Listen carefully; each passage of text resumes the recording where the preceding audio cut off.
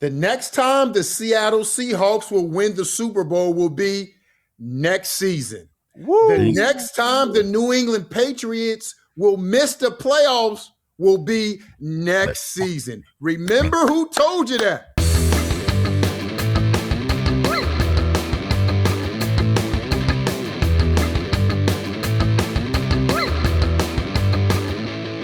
Well, Sam Darnold is a Super Bowl champion. Sam Darnold went to Disneyland. The Sam Darnold redemption story is complete. Welcome to Flutie versus Stegall, your post-Super Bowl edition.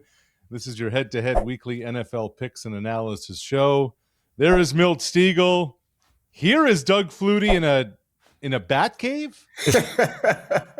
Decided we'd have some fun, so we're going live from the bat. I love it. I am your host. I'm your host, Arash Madani. Doug's having fun after what was, I don't know, a thorough ass kicking by the Seahawks fellas. Yes. Like in just about every facet of Super Bowl 60, Seattle dominated. Yeah, there's no doubt. They came out your very first play of the game, got the edge corner and had a great run, maybe 10-yard runner-ish. It was like, okay, it's on. Here comes Seattle. Here comes the run game. Sam Darnold didn't have to do too much. Was good when he had to be. And defensively, Seattle just took it to New England. And it was a top to bottom. Even talk about special teams, 5 field goals, hit them all. Yep. The script writers wanted to make sure that the viewers didn't turn off their TV, so they kind of made it interesting in the fourth quarter. But Seattle controlled it from beginning to end.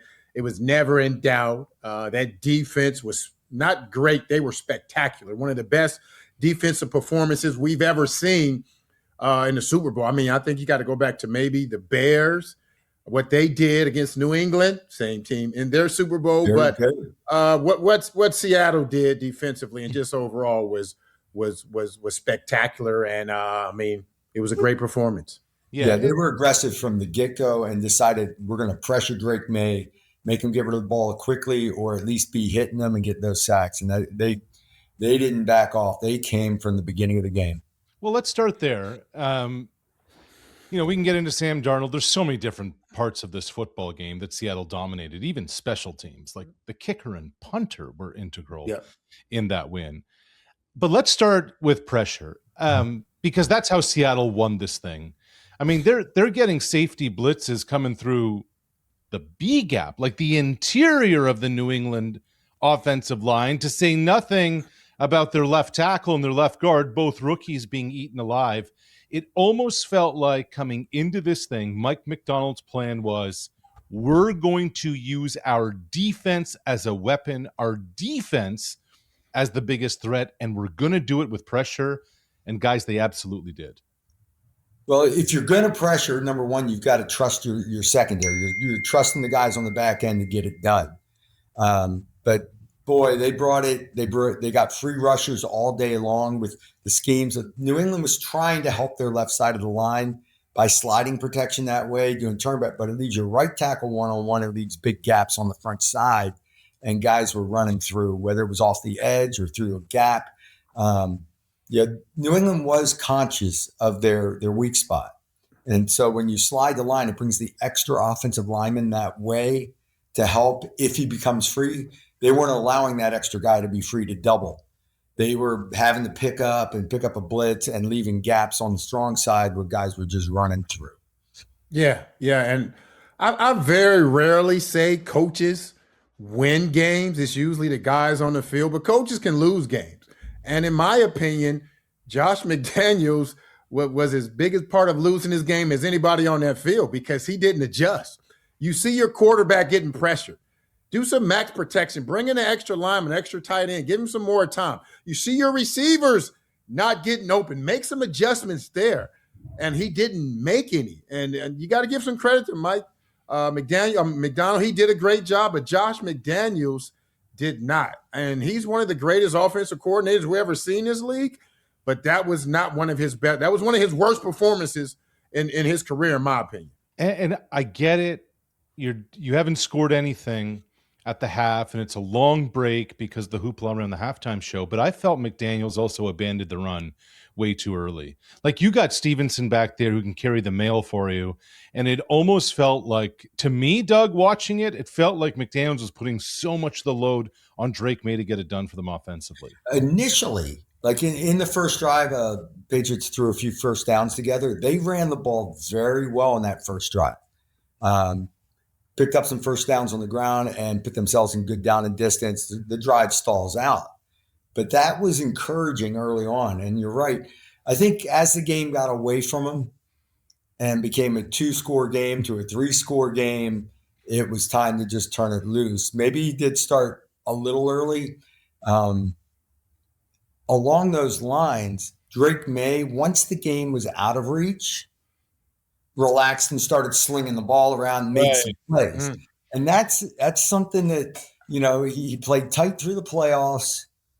And, when things get out of reach and the game is, now he's relaxed and slinging it. Now, to be able to do that, they scored a little bit, but he winds up turning the ball over. So the key is to be able to play that way without turning the ball over from beginning to end. I thought that the Seattle pressures got to him. He started being quick with the ball, quick with his feet, and became inaccurate with his throwing as well because of that. Well, especially early on, Drake Maye struggled. And afterwards, he revealed, I got an injection into my right shoulder before the game. It was probably that vitamin T Toradol stuff. And it wasn't just the 2 picks. Like, he was misfiring on basic throws. Guys, New England punted on its first 8 possessions. Then they fumbled on their 9th. Like, their offense was a mess throughout this football game. Well, they couldn't convert. They couldn't convert on third down. Their run game was getting shut down, and they couldn't convert because he was rushing throws and getting hit and throwing it away. Or even the ones that all of a sudden were there, he tried to anticipate and get rid of it quickly and was off target because of that. He wasn't relaxed. The other thing I said about Drake a few games ago, and I love Drake Maye. He's athletic. He throws the ball well, all the good things. The one issue came up early in the playoffs that when he did get pressure, he was a little bit methodical and long with his throwing motion and getting hit. And another fumble happened because of it. And I hope he's not using that as an excuse. I mean, I'm sure if they would have won the game, he wouldn't have said that. So let's hope he's not using that as an excuse. And that there was something that was said during the game, and Chris Collinsworth, I don't know if you caught this, and the narrative around Drake Maye was this was a learning experience. And I don't like hearing that because this may be a once-in-a-lifetime opportunity. Because if Sam Darnold struggles and loses this game, they would have been saying, well, he's taking some steps back because this is his 7th, 8th year. But the fact that he said this was a learning experience, ask Dan Marino, who made it to his Super Bowl in his 2nd year, and ask him how many more learning experiences he had after that in his 17-year career. He didn't have any. So I don't like the fact that he's trying to use that as an excuse. I'm not saying he is, but he sounded like he did. And also, I mean, it's going to be tough to get back to this position again. And Milt, Dan Marino is one thing. Ask Joe Burrow. He was in this game 5 years ago. It feels like Cincinnati's as close to reaching the Super Bowl as the Bengals are to getting to the moon. I mean, that, like, you win when you can because you absolutely never know. And who would have thought Sam Darnold? Who would have thought the dude on his 5th franchise, 4th team in as many years, would be the one on top of the podium? And Doug, like, I know this sounds so basic, but it finally felt that this guy who was so stoic, who was so unflappable, he finally broke into smile. He finally was able to relax. He finally was able to soak it all in. This journey of the New York pressure cooker, thrown away to Carolina, back up in San Francisco, discarded by Minnesota. Finally came the payoff, and he did it. He actually did it. That is being a quarterback in general. I remember every win, I would head to my locker. I'd sit like a big relief off my. And I'd look around, I'd see all these guys celebrating and enjoying the win. I couldn't enjoy it until the season was over and we won a championship. And that's because Milt's been saying it. Other guys have been saying it all year long, that we're waiting for Sam Darnold to be Sam Darnold and turn the ball over and this to happen and that to happen. Even if you got to the Super Bowl and lost, it's a failure. Yep. So you keep that guard up the entire time. It's a grind. It's all the way to the end. And that's what drives me nuts about all these guys that celebrate every first down and dance after a touchdown, because you may dance after a touchdown, but you may lose the game. You're not, when it's all said and done, you can dance all off season long. And that's where Sam Darnold is now. And it's such a relief. It's you would take it in, enjoy the moment. I had trouble enjoying my wins through the season until the championship was over. Yeah. Why was that, Doug? Like, I get the mission is the championship, but in the moment, why was it so difficult to enjoy the wins? Because tomorrow they're going to be criticizing something else. Because even though you threw 5 touchdown passes and won 50-0, you know what? You missed 2 passes. Why'd you miss that pass? Why'd you take that sack? What happened on this fumble? That's all that people want to ask. Right. And then you get to the end of the line and there's no more, and they're still going to criticize you. Look at what people are doing to Drake Maye today. 1 game, right? He's a second-year guy. He's played great all year long, MVP. 1 game, and people are, see, I told you so, questioning there. New England's not that good. Soft schedule. He may not be the franchise guy. Are you that's how it works, Doug. That's how it works, Doug, because that's how it is. That's what people want to hear.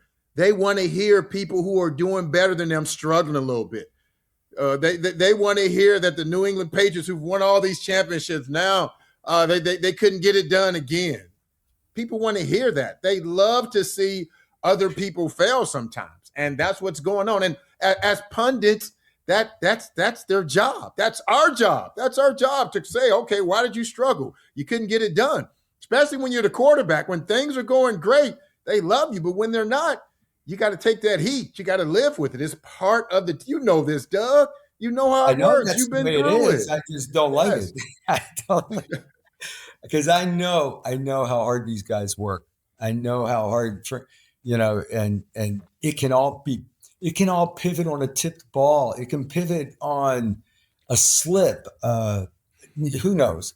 But I thought Drake Maye had a phenomenal year. I'm so happy for Sam Darnold because his career path has been a struggle, a fight to go even be discarded by Minnesota after winning 14, all that. To finish this off, I love seeing him with a relaxed smile and enjoying the win. So Sam Darnold's football story rewritten, his legacy rewritten, his trajectory now is altogether different. It's amazing when you consider the journey, as the guys talked about. This is Flutie versus Stegall, the post-Super Bowl edition. If you're new to the show, welcome. Thanks to all of you, Flutie versus Stegall has become one of North America's fastest growing football podcasts. We have had a blast this season. We're looking forward to more through the offseason and into next year. Part of what makes this show fun is our quarterback getting on the whiteboard to dissect a pivotal play from the week. And Doug, it's from the first touchdown of the game, which we had to wait until the 4th quarter of the Super Bowl to see. And it came off a play fake to a backup running back to find A.J. Barner in the end zone.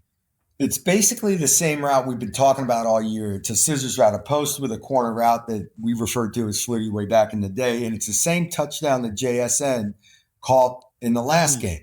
But it's the other side of the field, different personnel. Yep. 2 tight ends of the game. Barner comes across in motion. And the reason it was sold is a bare front, 3 down in front, a 5-man front. So it's man coverage, going to be man coverage, all outs blitz. You got one-on-one, which is a totally different look than we've drawn this up before. The key to this is it was play action, and Darnold is a little bit on the move and drifted to buy time. We get a free rusher off the backside. There was actually a free rusher front side, but because there was play action and he was able to drift, it gave him time to make the throw.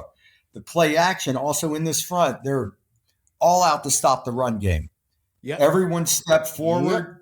Yep. Barner releases between the tackle and the tight end gap, not outside, similar to what JSN did from the backfield a week ago. And now he's running the corner route. Because everyone steps up, he comes free, blows right by him, and it was a layup of a touchdown in man-to-man coverage. Key is they were all out blitz. They had free rushers. They couldn't get to Darnold in time because of the play action and the drifting, and it made it just a layup of a touchdown and a great play call. On that play, the guy that I focused on was the guy who was covering Barner, Jack Gibbons, number 51.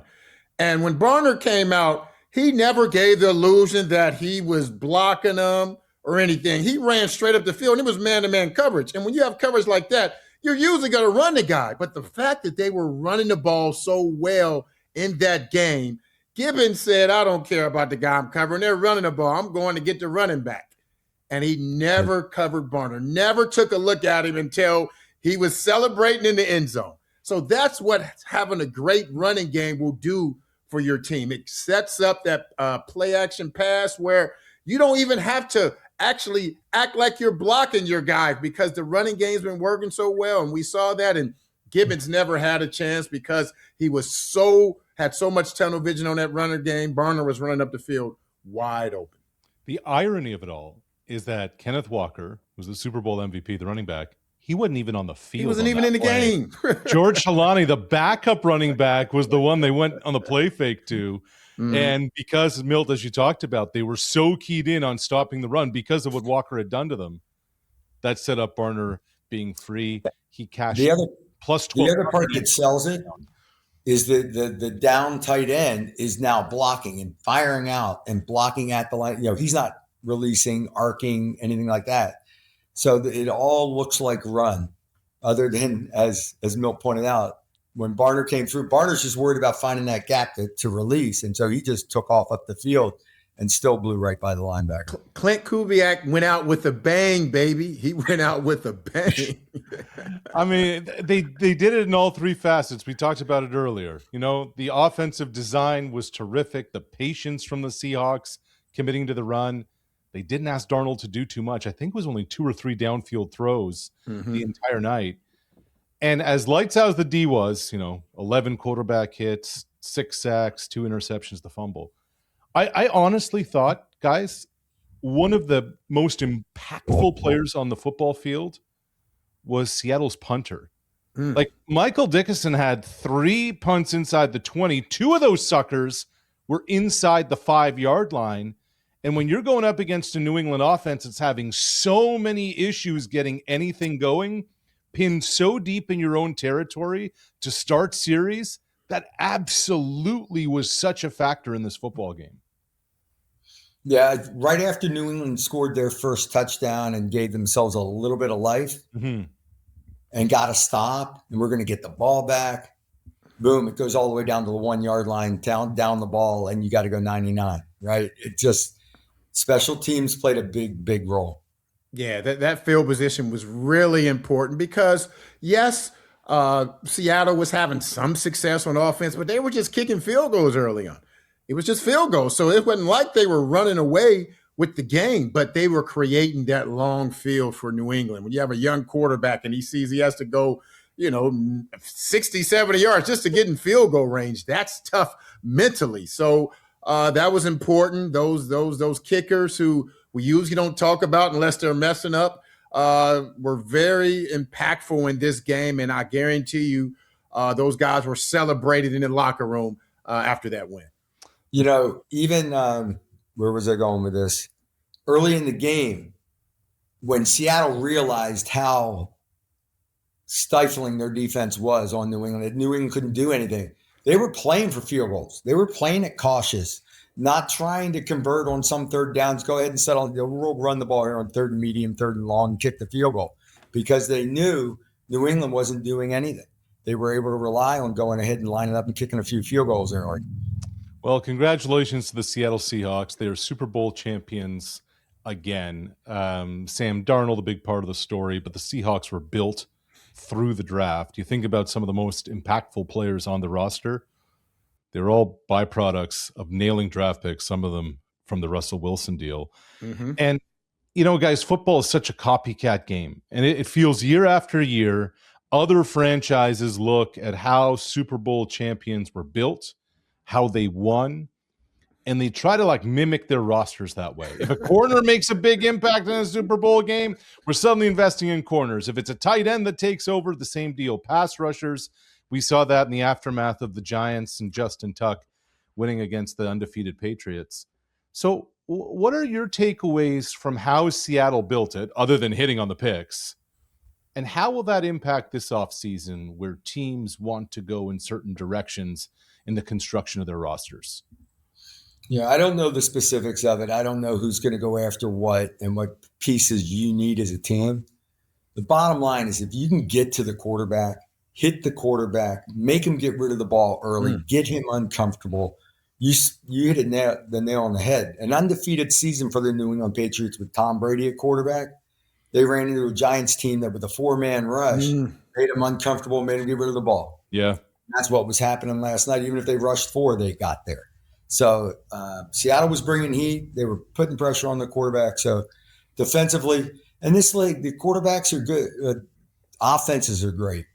If you are able to get back in the pocket and go through progressions and run your offense comfortably, you're racking up points. And now it's a disruptive defense that gets it done. Well, if I'm other teams, I'm trying to clone John Schneider. That's the only way you're going to duplicate their GM is what they've done. I mean, he is the first GM in NFL history to establish 2 Super Bowl winners with the same team with 2 different head coaches and 2 different totally rosters. There was no one from the roster from the first Super Bowl they won on this team. And that's incredible. And every other GM has the same 24 hours. But maybe they don't have the same staff. Maybe they don't have the same eye because he was able to do some incredible things with draft picks, with trades, with guys he signed, free agents, Cooper Kupp and Lawrence from Dallas, and of course Sam Darnold.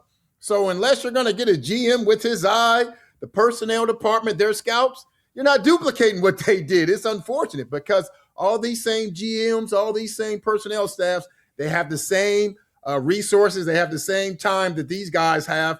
They just don't have the same eyes and maybe not the same knowledge. And you also sometimes don't have patience in the ownership chair to watch somebody go through all of this, to build the team all over again, etc.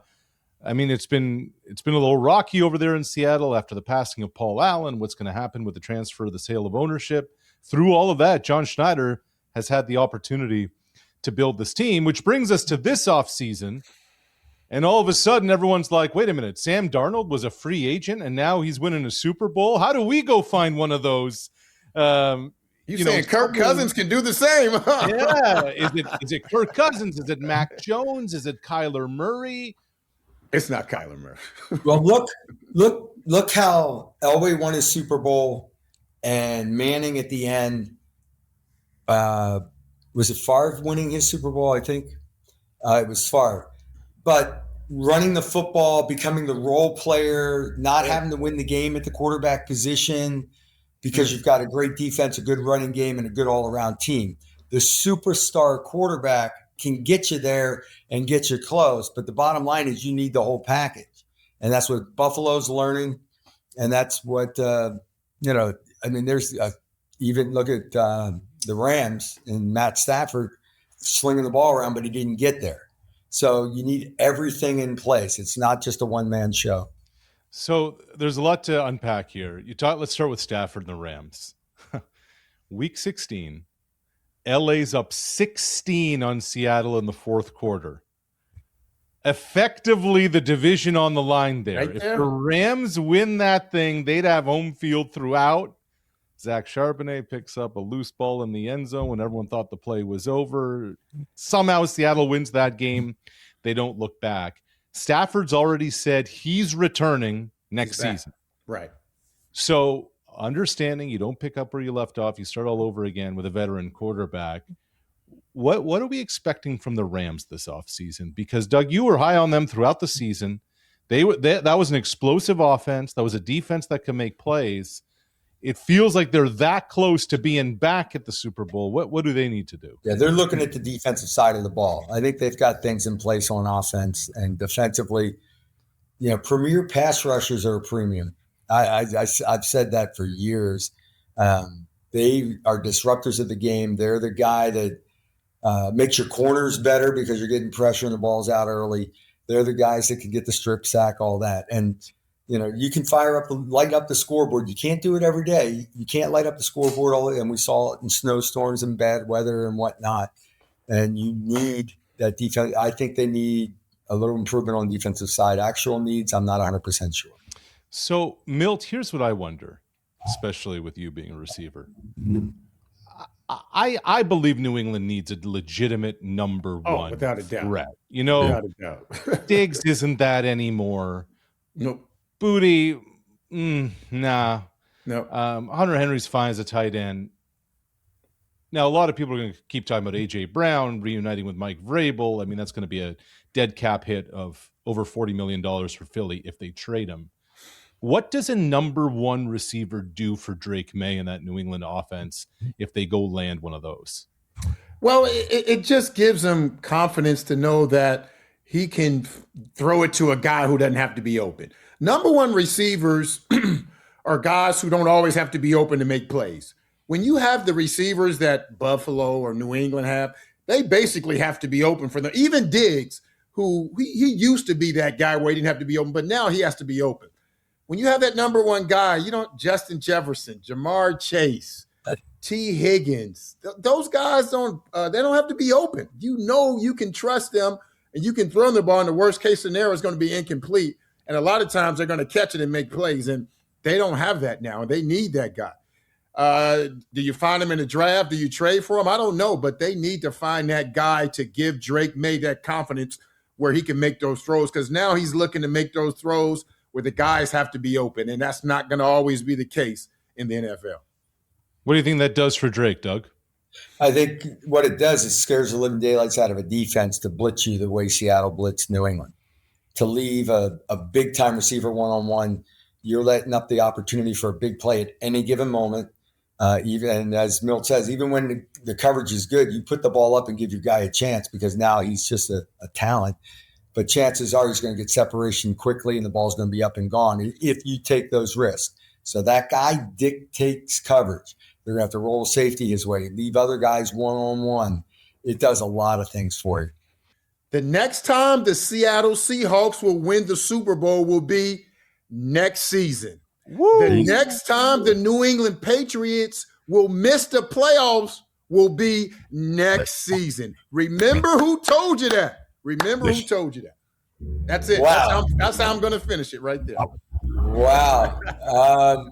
Boy, if C.J. Stroud could play football in the playoffs, I like the Texans. Boy, Milt makes a lot of sense there. If I were to roll the dice, Seattle's in the ballpark, and I think San Francisco's in the ballpark. I really do. I thought they were really strong defensively. They got to improve. I think San Francisco would be an outside look at it. And I want to say one thing that I've never heard of a prop bet until this year. I didn't know what one was. So just for fun, we rattled off a bunch of prop bets at me last week. I think there were 15 or so. I don't know. Had no clue. And I just, off the top of my head, I hit every damn one of them. I hit every one of them. How much? What does that bring me for money? If you bet that you were going to hit all your prop bets like a parlay thing, I got no going idea. To Vegas with Doug Flutie. That's what that says. No, there it is. Don't give me any information. Don't inform me. Make me an uneducated idiot and let me just guess. Doug, you and I are going to the roulette table. That's what you and I Let's are doing. do it. Yeah, when we go to Vegas, and looking forward to that in April. Thanks again to all of you. You have made Flutie versus Stegall one of North America's fastest growing football podcasts. We'll check in throughout the offseason, and we'll see you back here every week in September.